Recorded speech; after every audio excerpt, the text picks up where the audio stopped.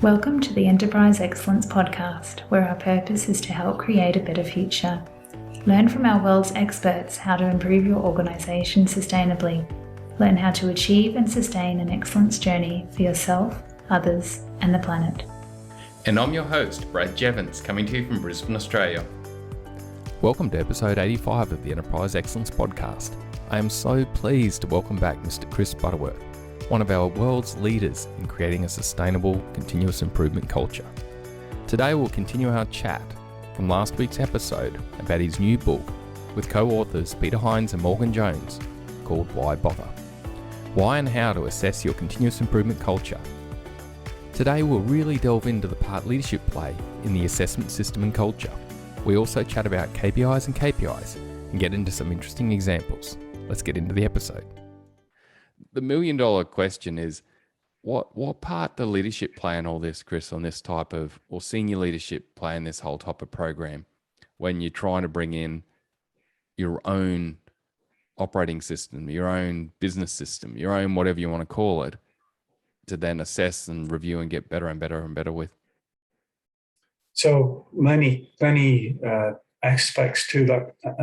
One is that they set the tone for behaviours across the organisation. So people believe what they see. So the behaviour of the leadership team is critical, and the focus needs. We're embedding a culture of improvement. The focus needs to be on inquiry and asking and seeking rather than telling, and really inquiry-based coaching far more than mentoring in terms of sharing our expertise. There's a need to do that as well, but we want to shift the percentage of time. So leaders' time allocation moves from a large, in the early days or before we even start, a big percentage of time is on the system of what we're doing the day job. As you go through the maturity levels, the shift needs to be more on the systems of improvement and the systems of thinking and behavior. And what we see in the award-winning organizations is that leaders recognize that most of their time is spent on the system of thinking and behavior and improvement.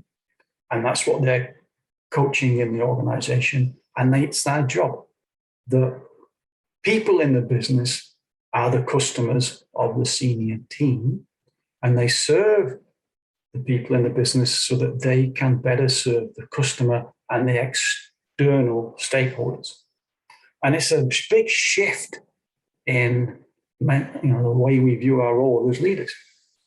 But that's what it needs. Now, linked into that, senior teams that are on this journey will actually be prepared to have their own assessment.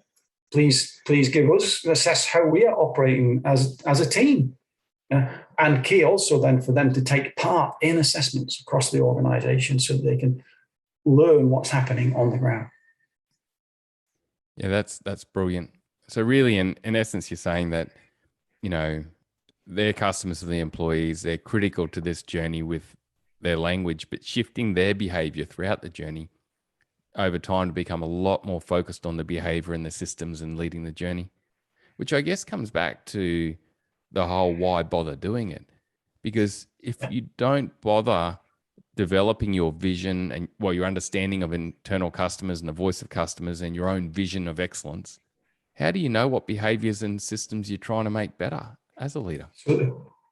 Well, the danger is all we can do then is keep looking in the rearview mirror and banging on the drum to get the results, which will give us some short-term gains, but it is unlikely to be sustainable.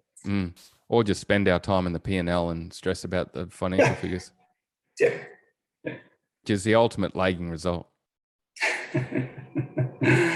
So we look, KPIs are lead indicators. So we need to be looking ahead rather than looking backwards. Chris, on this journey, should senior executives and leaders be defining some key behavioral indicators for themselves to help them absolutely improve their leadership behavior and approach and leadership systems? Yeah.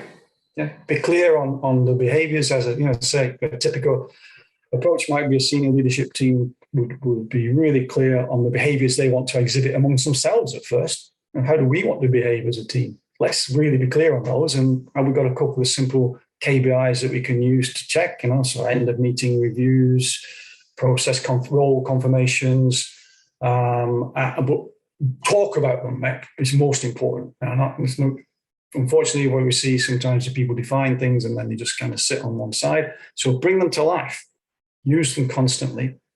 And then as you're using them as a senior team, you'll reflect that behavior and people will see it in your interactions across the organization. Yeah, that's neat. It sounds to me, Chris, really like you've got potentially you've got the outcome where there is some form of team charter or team definition there with the behaviors against it that we're really sweating and measuring. This thing about, well, what's the purpose? What's the purpose? Who are our customers? What behaviors do we need to deliver that purpose to our customers? That applies at team level and organizational level. To every team. Yeah, and I guess depending on the team level, it could be different. But the critical element, I guess, it's aligned, but it could be slightly different. It could be different. The purpose, the constancy of purpose might be same at a high level, but how do I deliver that purpose in a team? It could be slightly different. So you've got to have that. I think you need that golden thread. You don't want hundreds of different purposes going different directions. But if we all got a common goal, then how we deliver that goal is our team purpose. Yeah. Neat. Chris, what do you think stops organizations doing this? Like, what stops organizations sitting down and understanding what their voice of customer is, their purpose, creating a vision of excellence, and a maturity index or an assessment approach to actually track and plot that journey? I think there's a few things on this. I think one thing is it's seen as an extra thing to do. It's more work to do rather than being thought. The danger is it's another program and it's owned by someone off to one side. So it's something that's done to people rather than being sitting there and thinking, this is the way we want to run the organization. So it's not a separate thing. It's not about doing something extra. It's about the way we operate, the way we think and behave. So that's a fundamental mindset that needs to make this work at the start. Because if we're not thinking that way, then it won't really embed as a cultural change. It'll be another program and a project, and it'll have an endpoint. So that's key. It's not a program or project. This is the way we want to operate the organization. Therefore, what behaviors would we see in that organization? Yeah, neat, Chris. And so, Chris, I guess what would you say to the people that might go, oh, but we have the ISO audit come in once a year, or we've got this audit that comes in once a year. Why do we need this other audit that we're going to create as our own internally? They're a great tool. They're great things to have. They give you that external confirmation. They're all looking at separate things, but they're once a year. What's happening between them? And, I do see organizations that you hear phrases like, oh, the auditors are coming next week. We better get ready for them. Yeah, too true. That's cool. Okay, that's very telling. So why aren't we audit ready all the time? Because if what we're assessing is what we should be doing, then why aren't we doing it? Yeah. And Chris, in the book too, I note that, you took a lot of these assessments, and I won't name them, but a lot of the assessments from external are a pass or fail. It's yes, you're certified. No, you're not certified. But I know in the book you refer a lot to like a rubric where there's stages of maturity. There's a level 1, 2, 3, 4, 5. What's the power of having that more stages of maturity versus what a lot of external assessments are versus pass or fail? Well, I think you go back to the purpose. The purpose is to help us understand how to improve. So actually having a 5-level or 4-level of maturity, you know what the next step is. So it's not that you've failed, it's just you've not reached that one yet. You've actually, if you've gone from 1 to 2, you've made great progress. Congratulations, well done. Let's celebrate what we've done. Okay, what do we do next? Now, interestingly, even at level 5, the organizations that get to level 5 say, right, okay, now let's change the criteria because we need to continue to make it even better. Because if we just sit back and go, all right, we're at level 5, now that's it, tick, it'll start going backwards. So it's that constant striving for perfection. keyword being striving, because we'll never reach perfection. So it's not a matter of pass or fail, because again, that's a bit audit language. And you know, like the Shingo model, you don't pass or fail. You're bronze, silver, the prize. There's a progression. Yeah, it's very good. It's very good. So I think that progression is important, so that we know where we are. What do we need to do to go next? And we have a vision of what that future looks like. If we give people that journey, they can be thinking about, all right, you know, that's going to take us a while to get to that end point. What's our plan for the next 12 months, which will take us towards that? Yeah, it applies so heavily to seek perfection, doesn't it? Yeah. And also not trying to think that you're going to achieve perfection instantly. You're not going to become Roger Federer straight away.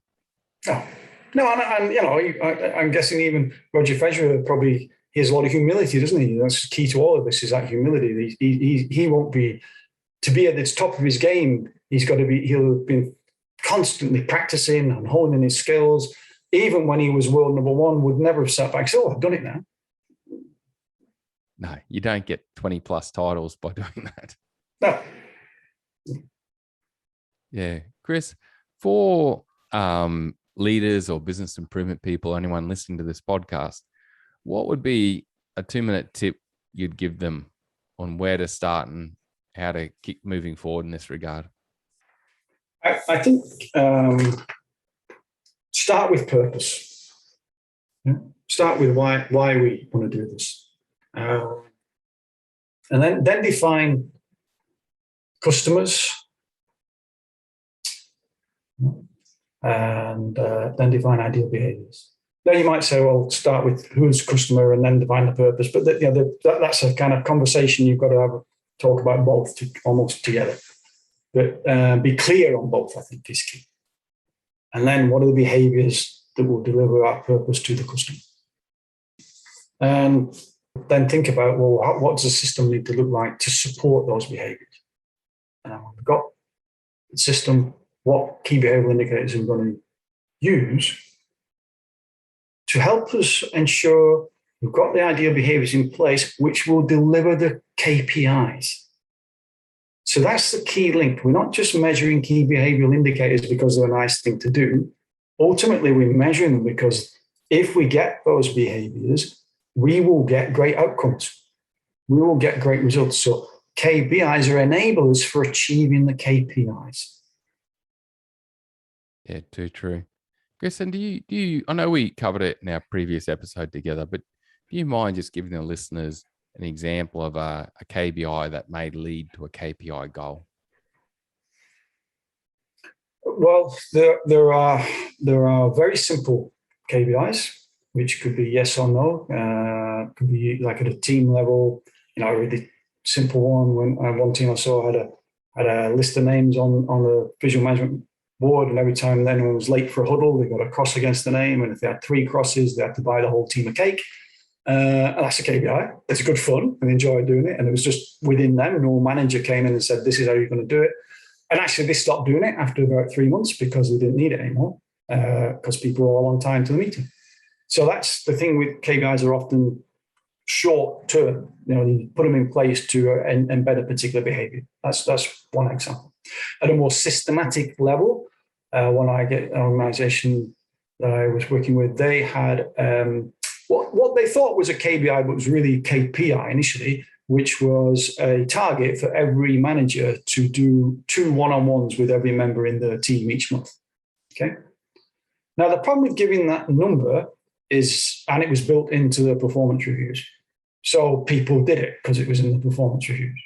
In fact, some people did more because I wanted, you know, I'm going to, I've done 3 because that's what the kind of guy I am, you know. So, but the danger with that, it's not measuring the quality of those one-on-ones at all. It's a KPI. It's not really a K. It's measuring a kind of behavior, but it's not a good KPI because it's not measuring the quality of that interaction.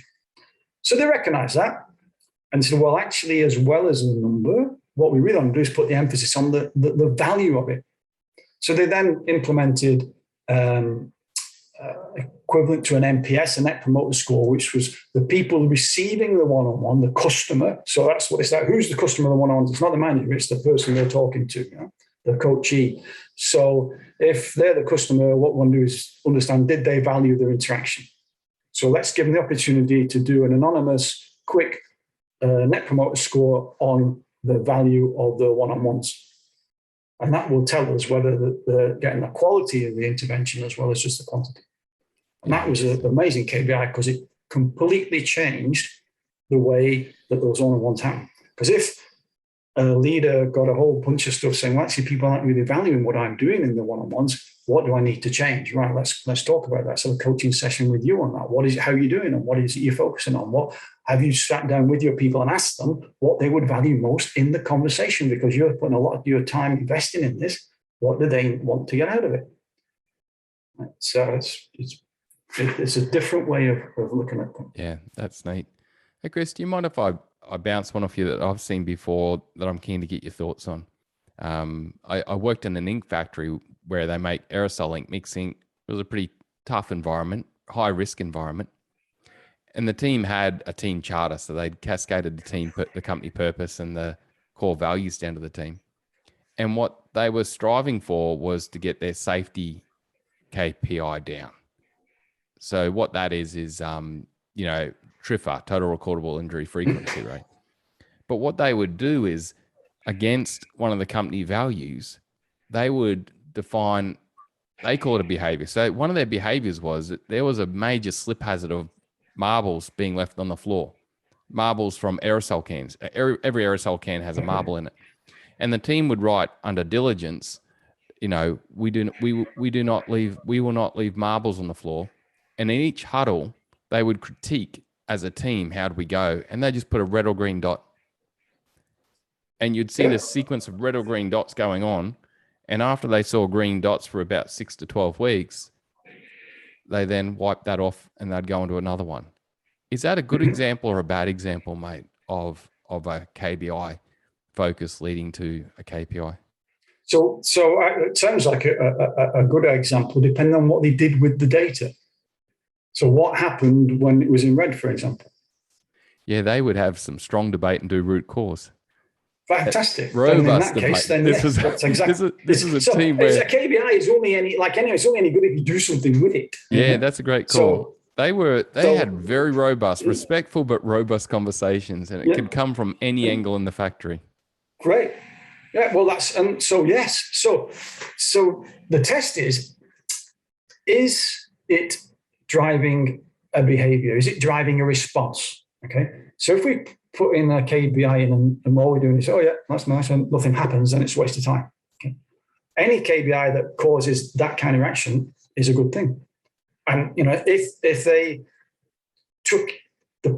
got to the point where actually, we've now changed the way people think and behave about this issue because it's gone away. Fantastic! What a great result.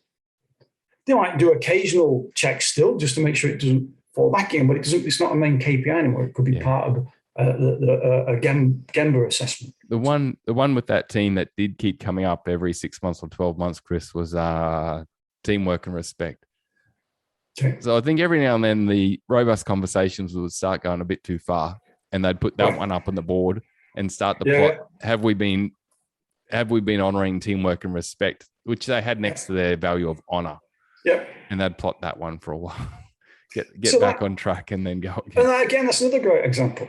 And they may have done this, but that sometimes that might happen if we've got words like teamwork and respect, but we haven't then taken it to the next level to say, let's describe what that looks like as a behavior for us.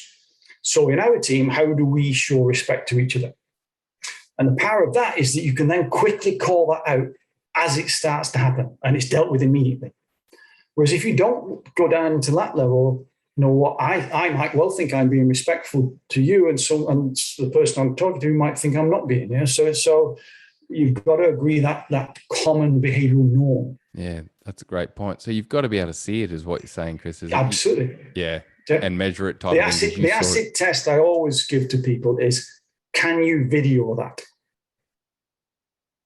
Yeah, that's then great. you really know that you've got a behaviour that you can all monitor. Thanks, Chris. Well, Chris, you've given me many insights throughout this conversation, but I'm keen to ask you, mate, what's been a recent insight for you? What's been a recent learning you've had? I think one insight is it touches on what we're talking about there, is that I'm seeing organizations doing lots of great work on defining behaviors and putting KPIs in place, but they're not necessarily reviewing them and driving actions with them, or they're not doing things to bring them to life every day. So it's not enough. If you think about PDCA, they're doing plan and do, but they're not putting the check and act in. Okay, so the check and act is often missing. That's critical to put that constant check and act in to keep the behaviors alive. And I think embedding a culture of improvement is like it's like a garden. That culture, it's got to be constantly nurtured and fertilized, and some of the weeds need to be dealt with. And you can't just put seeds in the ground and let them grow and go away and let it expect it to thrive. It won't.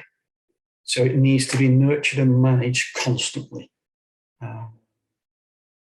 And I guess going back to the book, that's what a robust assessment system does. It gives you the ability to constantly nurture and manage that culture. Too true. And Chris, thank you so much, mate. And to Morgan and to Peter also for writing such an amazing book that will truly help many organizations create a better future. Mate, we should just mention, Brad, that all the author proceeds from the book go to Black Dog Institute Mental Health Charity. So it's, I think that's just worth mentioning as when people buy the book. That's a great cause. That's a great cause. Chris, how can people reach out to you, mate, if they want to get in touch, learn more, connect? LinkedIn's probably the easiest thing, or they can email me. I guess you can put my email on the podcast or whatever. But by all means, happy to hear from anybody. Well, thanks, Chris, and thank you, mate, for sharing your knowledge and writing such an amazing book. And thanks for helping us all create a better future, mate. Really appreciate it. Thanks, Brad. It's been a fantastic conversation. Appreciate the opportunity. Cheers, Chris. Bye for now. Bye. There were two key takeaways for me from this episode. The first one, why, how, what.